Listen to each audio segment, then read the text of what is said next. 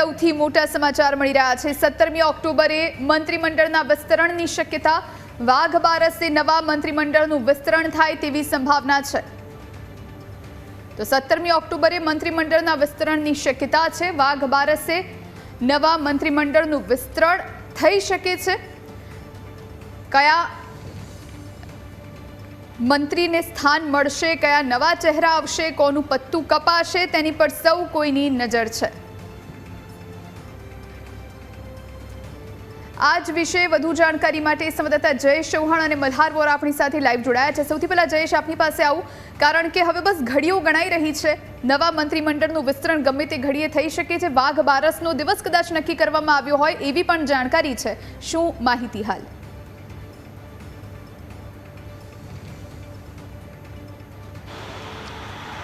ચોક્કસથી જોઈ જ્યારે આપણે સમાચાર છે તે દર્શાવ્યા હતા કે 16 તારીખ બાદ મંત્રીમંડળનું વિસ્તરણ છે તે થઈ શકે છે। 16 તારીખ બાદ અને દિવાળી પહેલાં મંત્રીમંડળનું વિસ્તરણ થશે એ પ્રકારના સમાચાર છે તે આપણે દર્શકોને દર્શાવ્યા હતા। અને ત્યારબાદ હવે જે પ્રકારે સમીકરણો છે તે ગોઠવાઈ રહ્યા છે તેના ઉપરથી એ વાત અત્યારે સામે આવી રહી છે કે આજે 15 તારીખ છે ને એવામાં રાજ્યપાલ છે તે કુરુક્ષેત્ર જે પોતાનો છે વિસ્તાર ત્યાં હતા અને ત્યારબાદ હવે તેઓ પોતાનો ગુજરાત પ્રવાસ છે તે ટૂંકાવી અને ગુજરાત આવી રહ્યા છે। આજે રાત્રે અથવા તો આવતીકાલ સવારે રાજ્યપાલ અહીં પહોંચે અને ત્યારબાદ મુખ્યમંત્રી સાથે પ્રદેશ અધ્યક્ષ જગદીશ વિશ્વકર્મા અને સંગઠન મહામંત્રી રત્નાકરજી છે તેઓ રાજ્યપાલ પાસે મળવા જઈ શકે એ પ્રકારની શક્યતાઓ આવતીકાલના જે સમીકરણો રચાઈ રહ્યા છે તેના પરથી જોવા મળી રહી છે। જો આવતીકાલે રાજ્યપાલ સાથે મુખ્યમંત્રી અને જગદીશ વિશ્વકર્મા મુલાકાત કરે તો પરમ દિવસ એટલે કે 17 તારીખે આ મંત્રીમંડળનું વિસ્તરણ છે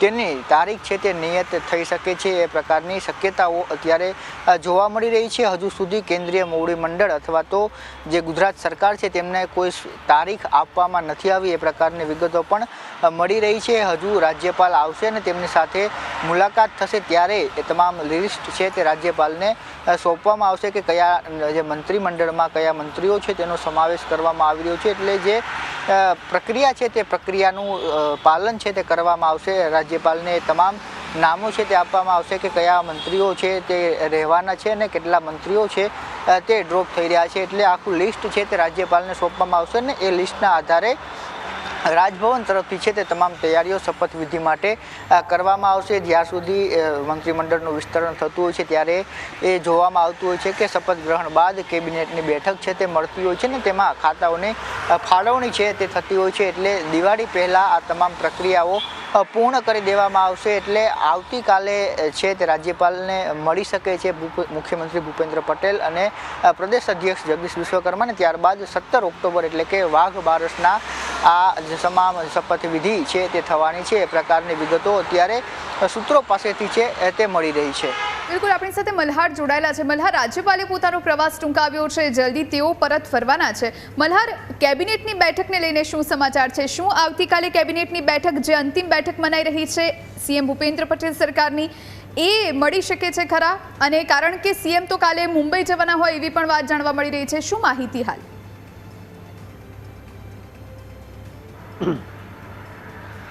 ચોક્કસથી ગુજરાત રાજ્યના રાજ્યપાલ જે છે દેવવ્રત આચાર્ય તેઓ જે છે તે પોતાના માતૃ વતન એટલે કે હરિયાણા જે છે કુરુક્ષેત્ર ગયા છે।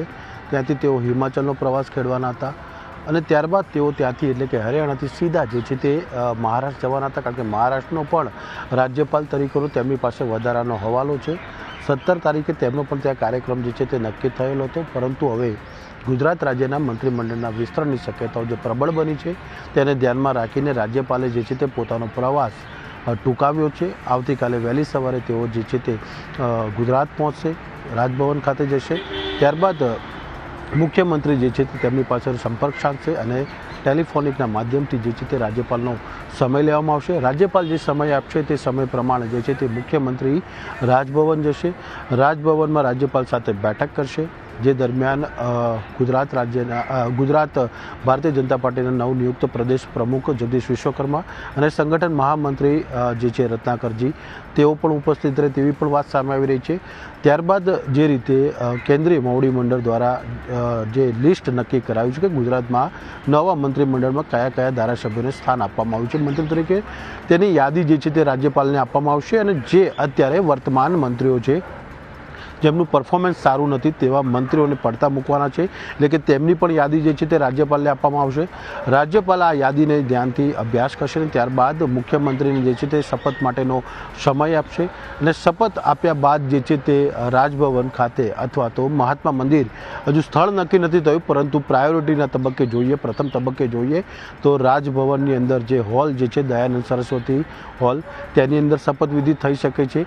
જે લોકોને શપથ લેવાના છે તેટલા લોકોને જે આમંત્રિત કરવામાં આવી શકે છે. આ ઉપરાંત પાર્ટીના નેતાઓ, હોદ્દેદારો પણ જે છે તે શપથવિધિમાં ઉપસ્થિત રહી શકે છે.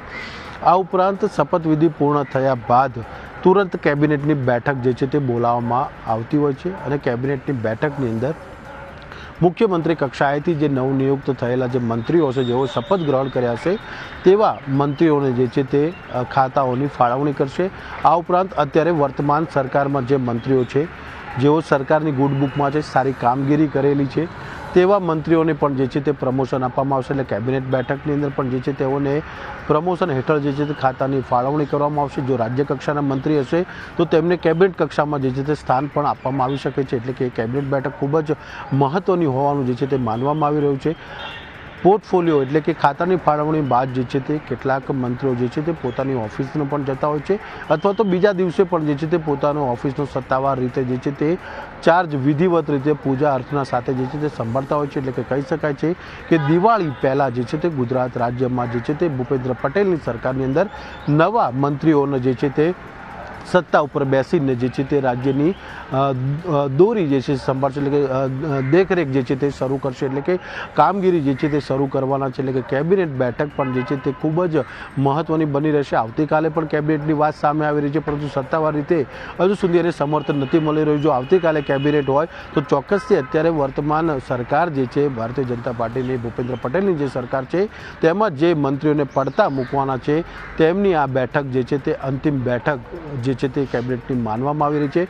આમ તો સાધારણ રીતે જોઈએ તો કેબિનેટ બેઠક જે છે તે બુધવારે મળતી હોય છે પરંતુ રાજ્યમાં વિકાસ સપ્તાહની ઉજવણીના જે સતત કાર્યક્રમો ચાલી રહ્યા છે, આ ઉપરાંત રવિ કૃષિ મહોત્સવની પણ ઉજવણીમાં જે છે તે મુખ્યમંત્રી પંચમહાલ હાજરી આપવાના હતા પરંતુ દિલ્હી આગલા દિવસે ગયા હતા. મેરેથોન બેઠક થઈ હતી, મુખ્યમંત્રી ત્યાં રોકાઈ ગયા હતા જેના કારણે આ કાર્યક્રમમાં પણ હાજરી નહોતા આપી શક્યા અને સતત કેબિનેટ બેઠક પણ જે છે તે મોકૂફ રખાઈ હતી. પરંતુ હવે આવતીકાલે જો કેબિનેટ બેઠક મળે તો કેટલાક મંત્રીઓની જે છે તે અંતિમ બેઠક જે છે તે માનવામાં આવી રહી છે અને જો આવતીકાલે નહીં મળે તો પછી શપથ ગ્રહણ કર્યા બાદ પણ જે બેઠક મળશે કેબિનેટની જેમાં ખાતાઓની ફાળવણી થશે તે નવનિયુક્ત મંત્રી માટે જે છે તે પહેલી કેબિનેટ બની રહેશે. બિલકુલ. મલ્હાર અને જયેશ આ બંને જોડાયા મારી સાથે અને જાણકારી પૂરી પાડી તે બદલ આ બંનેનો ખૂબ ખૂબ આભાર.